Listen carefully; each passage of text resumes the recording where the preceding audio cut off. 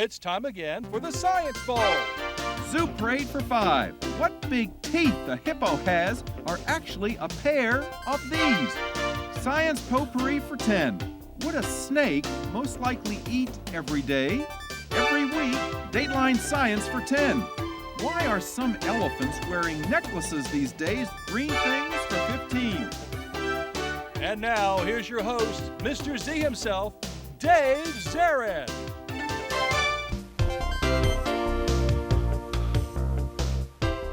Thank you and welcome to the Science Bowl, the science quiz program here in the Prince George's Schools. It's been going for 37 years and each year the students keep getting better and better. Today we have two outstanding middle schools here to play our game, both of whom have won a game previously. Today's winner will move on to become the third of the 4 semifinalists in this year's middle school competition, joining Greenbelt and Kenmore. So a lot at stake today. Some great students. Let's meet them right now. First from Carroll Elementary School, say hello to Brandon. Hey Brandon, he's an 8th grader. Wave to everybody. And Daniel, he's a great captain. Dan, nice to have you back. And Irene, nice to have you on the show for the first time. She had been an alternate. Nice to have you with us. And Robert Goddard, they sent us today Sylvie. Hey Sylvie, she's playing for that team. And Sam is with us, the captain. And joining them, all Science Bowl veterans, Teddy. Teddy, nice to have you back. Here on the Science Bowl, those of you that are not regular viewers, we have 6 categories of questions, and let's acquaint you with them right now. Okay, Mr. Z, here's today's categories. Green things, questions about plants and all things green and growing. Zoo Parade, a Noah's Ark of questions about animals. Body systems, we'll see how much you know about yourself, about things like breathing and growing and digesting your food. Let's get physical. Questions that test your knowledge of physics and chemistry, earth science and space science. Then there's Science Potpourri. Here's a grab bag of science questions, everything from air pollution to the kitchen sink. And finally, Dateline Science. We'll ask you about science history and science in the news. And here on the Science Bowl, we arrange our questions on the game board according to difficulty. Easier questions worth 5 and 10 points.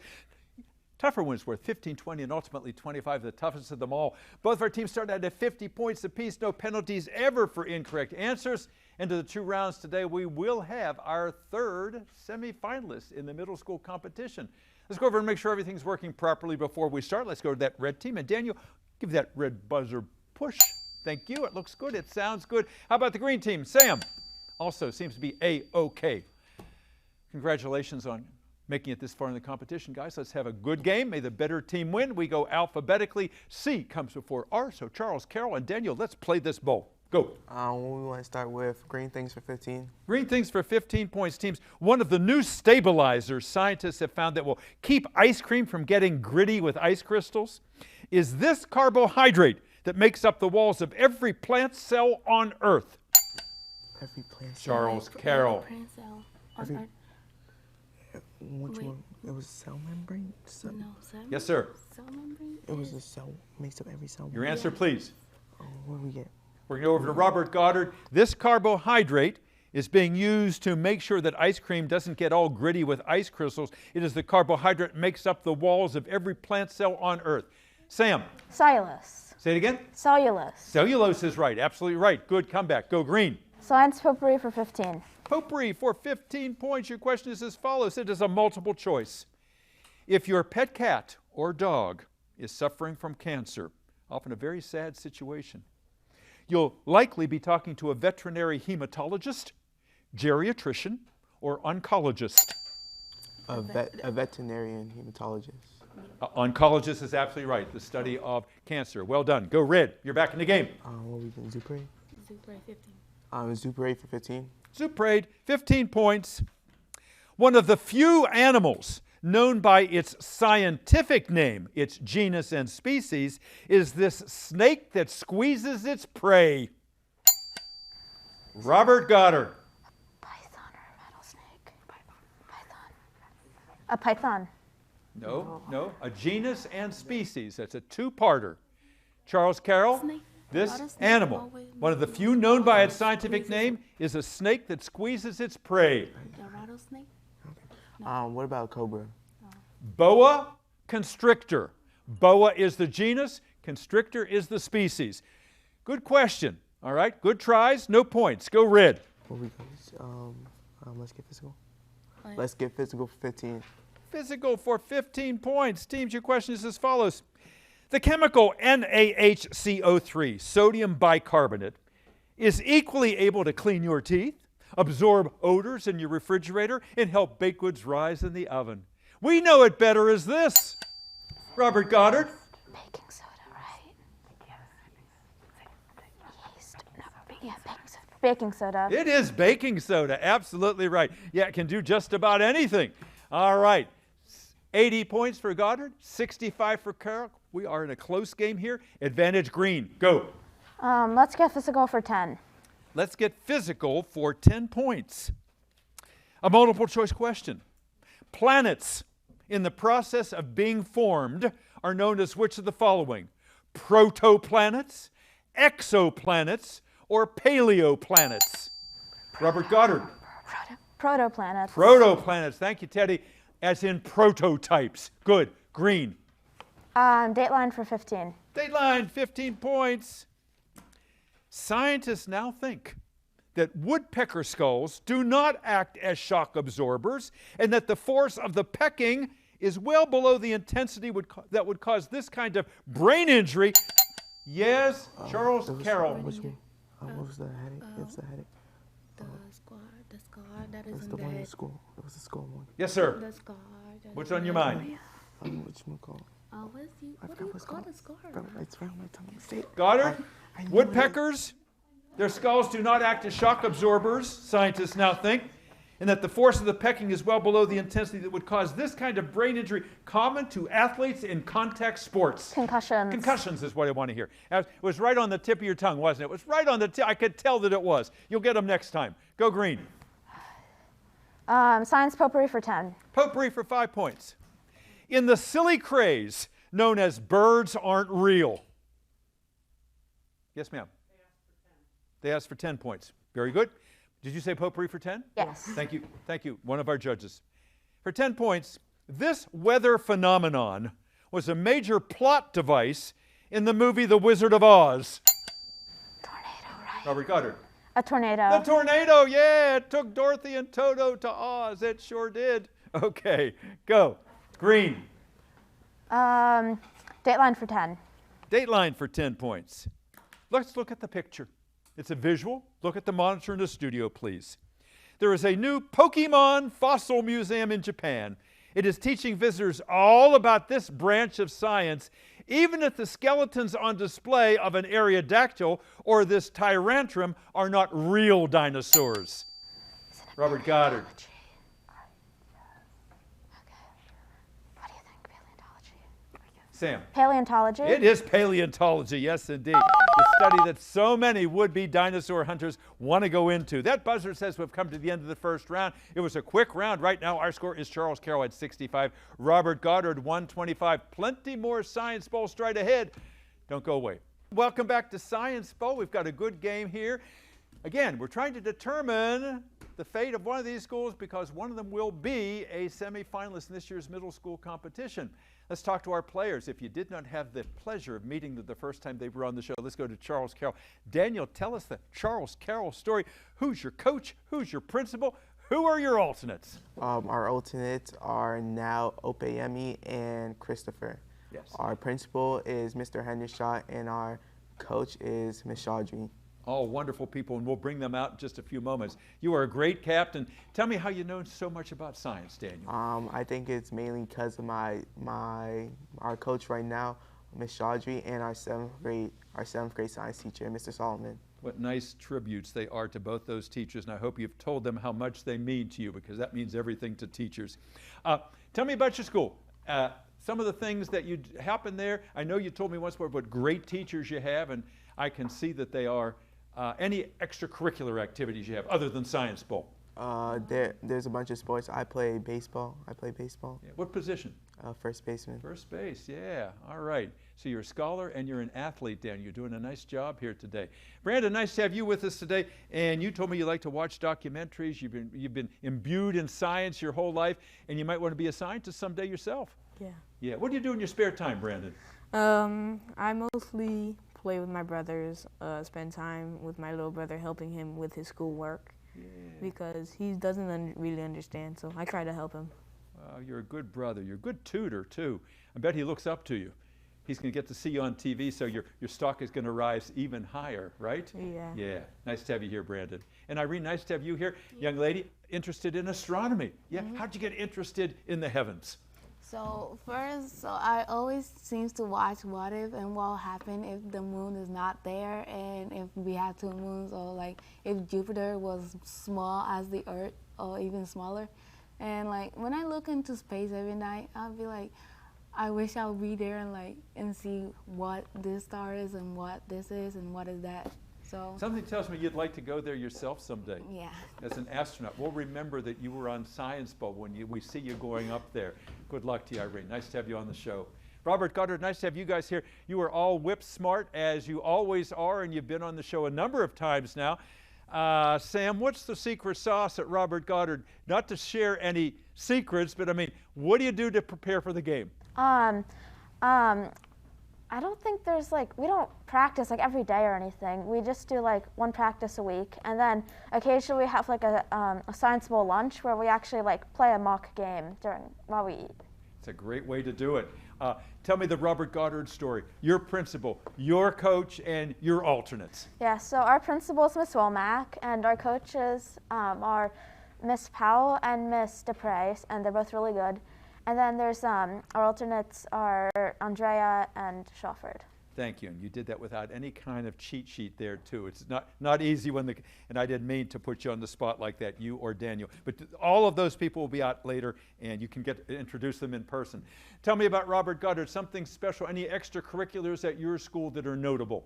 Every day, basically every day there's a club that you get to choose, and it can basically range anything from D&D to art club. So I think that's really fun. That's wonderful. That's wonderful. Lots of opportunities for you. And it's a small school. You said it's just 90 students there? Yeah, so you get to know everybody. Someday, Sam, you're going to do what? I want to look into some sort of engineering field because I think that's what I really like now. Yeah, we need good engineers. We have infrastructure problems in this country. We've got to rebuild a lot of things. We're going to depend on people like you, Sam. Teddy, your aspirations. My aspirations aren't quite solid yet, but I'm looking into the tech field. Yeah. And what do you do in your spare time, Ted? Well, I help my family with some things, but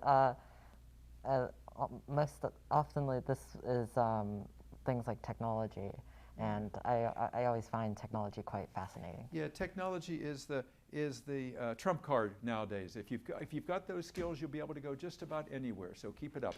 You're gonna be a fine engineer. And Sylvie, nice to have you here. Tell us a little bit about Sylvie. Well, I really like drawing and other types of art.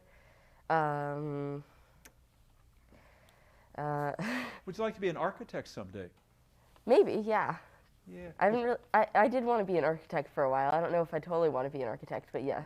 Because there's some buildings now that they're just bizarre looking, and yet they're beautiful at the same time. So different from the ones that's life. All tastes change, and we just keep reinventing what humans can do. You're playing a good game. Nice to have you back again. Let's get back into that game. 125 for Goddard, 65 for Charles Carroll. Last correct answer came from the green team. So, Sam, start us out for round 2. Let's get physical for 20. Physical for 20 points. Your question is as follows. Absolute zero, which is minus 273 degrees Celsius, is when these building blocks of all matter stop moving. Robert Goddard. Atoms. Atoms is right. Yeah, thank you, Ted, for your help on that. Go green. Okay. Come on, Charles Carroll. Let's get the points here. Here we go. Science potpourri for 20. Potpourri for 20 points. The action of acid rain killing off fish and insects that live in lakes and streams has the same name as the S-initial process of boiling glassware in the lab to make sure it is germ-free. Yes. Robert Goddard. Sterilization. It is sterilization. You're trying to sterilize that glassware so there are no bacteria there that could compromise your experiment. Absolutely right.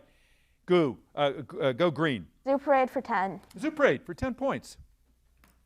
A number of animals like cats and penguins and camels have something called a nictitating membrane, a third one of these body structures that slides back and forth instead of moving up and down. It helps with underwater vision and keeping out debris. Your eyelid. When you open your eyes, when you blink. Your eyelids. Your eyelid, absolutely right. I could tell the ferment was there. I knew you knew that one. Go, Red. Good answer. Eyelids it was. Dateline for 20. All right, daylight for 20. Dateline for 20. Dateline for 20 points. This is interesting. It's been discovered that bees likely have emotions like we do. They experience joy when they find flowers with lots of nectar. And if they notice spiders lurking on the flowers that they visit, they get scared and they suffer from PTSD. Post-traumatic what disorder? Stress, right? Stress. PTSD, post-traumatic stress disorder. Stress. Stress, PTSD, post-traumatic stress disorder is absolutely right. Good answer. You got yourself 20 more points. Go, Goddard. Science potpourri for 5. Potpourri, 5 points. In the silly craze known as birds aren't real, the belief is that birds are actually drones that are spying on us. People believe this. And that when they roost on power lines, they're recharging their what? Batteries. Goddard? Batteries? They're recharging their batteries. You talk about some fictional and some strange thinking. Yeah. Okay. Go green. Dateline for 5. Dateline, 5 points. The newly discovered black hole in the Milky Way, named Sagittarius A, is the so-called trap door this scientist predicted 100 years ago with his theory of relativity. Robert Goddard. Albert Einstein. Albert Einstein, the man who never put a comb to his hair. Absolutely right. Go red, or green rather. Let's get physical for 5. Physical for 5 points. All right. On the electromagnetic spectrum, the shortest wavelengths belong to the gamma rays. The longest of these waves come in AM and FM varieties. Radio ray. Goddard. Okay. Radio waves. Radio waves. That's right. AM radio and FM radio. You got it. Next. Green. Okay. Green things for 10. Green things, 10 points. Mr. and Mrs. Potato Head may have fake eyes in the Toy Story movies, but real potatoes have real eyes. They don't see. They're actually the places they are these from which new potatoes grow. Sprouts, right? What are those potato eyes in actuality? Robert Goddard. Sprouts, I think. Potato sprouts. Potato sprouts? Potato Sprouts. sprouts? Yes, we'll give you that from the buds on the potato. Yes, go green.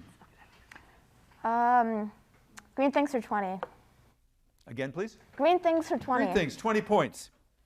U.S. Customs prohibits bringing many plant products into this country from overseas, including pine cones. You can't bring in pine cones because they contain pine nuts, which are actually these. Seeds. Goddard. Seeds.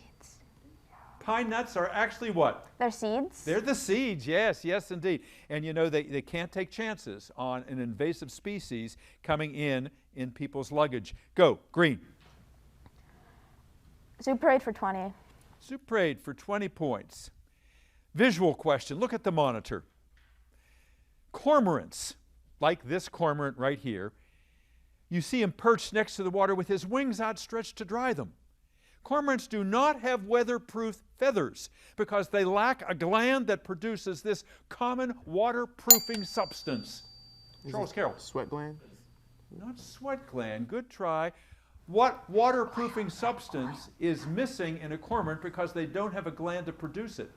Oil. Oil is right, yes. They don't have any oil on their feathers. Okay, go again. Nice comeback. Go green. Green things for 5. Green things for 5 points. The common weed known as Queen Anne's lace has an edible root that smells like and tastes like one of these vegetables, but does not contain any beta-carotene. Goddard. Carrots? A carrot, yeah. If you pull one out of the ground, boy, it'll smell like a carrot. Just doesn't taste like a carrot. Go green. Zoo parade for 5. Zoo parade for 5 points. While most bats feed on nectar from flowers and insects they can catch on the wing, sanguivorous bats feed exclusively on this substance, which is poor in nutrients but contains lots of iron. Robert Goddard. Blood. Okay, blood. Robert Goddard. Blood? Blood, that's right, yes. They are the vampire bats. I heard you guys say you just hadn't rung in. Okay, go green. Let's get physical for 25. Physical for 25. The big one in that category is as follows.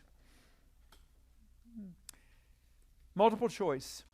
Because there is no oxygen in the salty water at the bottom of the Black Sea, the only living things there are bacteria which eat waste products and produce a toxic substance called HS, capital H, capital S. Is that, Robert Goddard? Arsenic. Okay, arsenic? Not arsenic, no. Capital H, capital S. Which of the following is it, Charles Carroll? Is it hydrogen sulfide, sulfur dioxide, or sulfuric acid?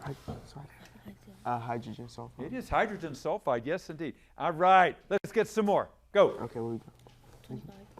Zoo parade for 25. Zoo parade for 25. The big one in that category is as follows. This is interesting. In the late 19th century, scientists did not believe mammals could reproduce by doing this, but preserved specimens of Australian duck-billed platypuses and echidnas proved that they could. Laying eggs? Yeah, they laid eggs, the only egg-laying mammals, and that was the proof they needed. Good answer. Thank you, Teddy, for your help on that one, too. And Sylvie, go. Sam. Dateline for 25. Dateline for 25 points. The big one in that category is as follows. The parent of the Perseid meteor showers, the most famous of all the so-called shooting stars, is one of these dirty snowball-like heavenly bodies, one of which is called the Swift-Tuttle.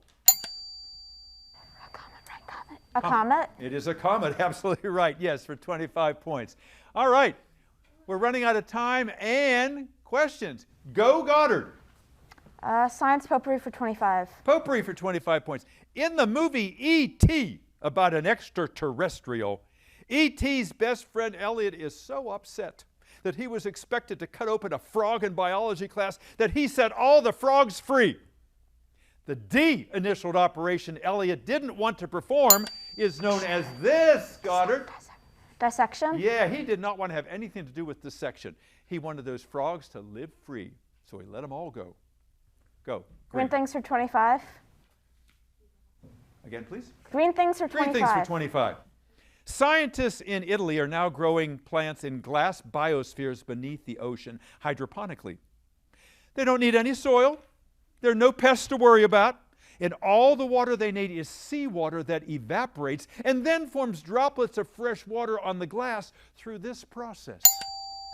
Robert Goddard. Condensation. Yeah, that's condensation. The condensate on the glass. Beautiful, beautiful. You guys are knowing these. I just don't think you're pushing the buzzer soon enough. Go green.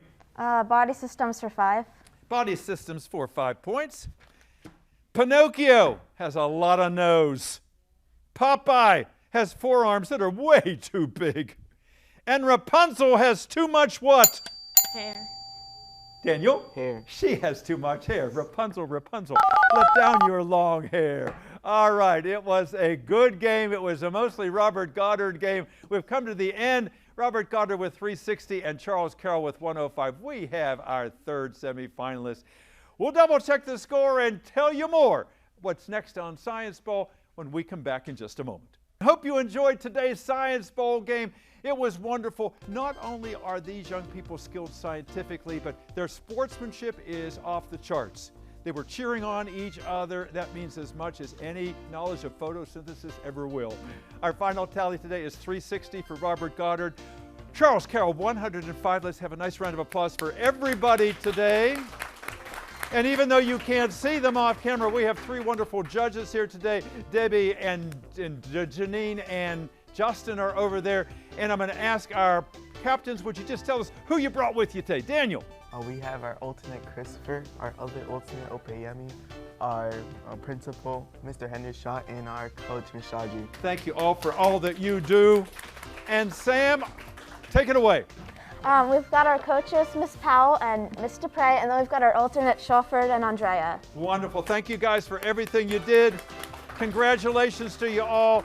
And thank you for watching another edition of Science Bowl. We hope you'll be back. We'll be determining the fourth and last semifinalists for the middle school next time, and I hope to see you there. I'm Dave Zarin. Until then, bye-bye.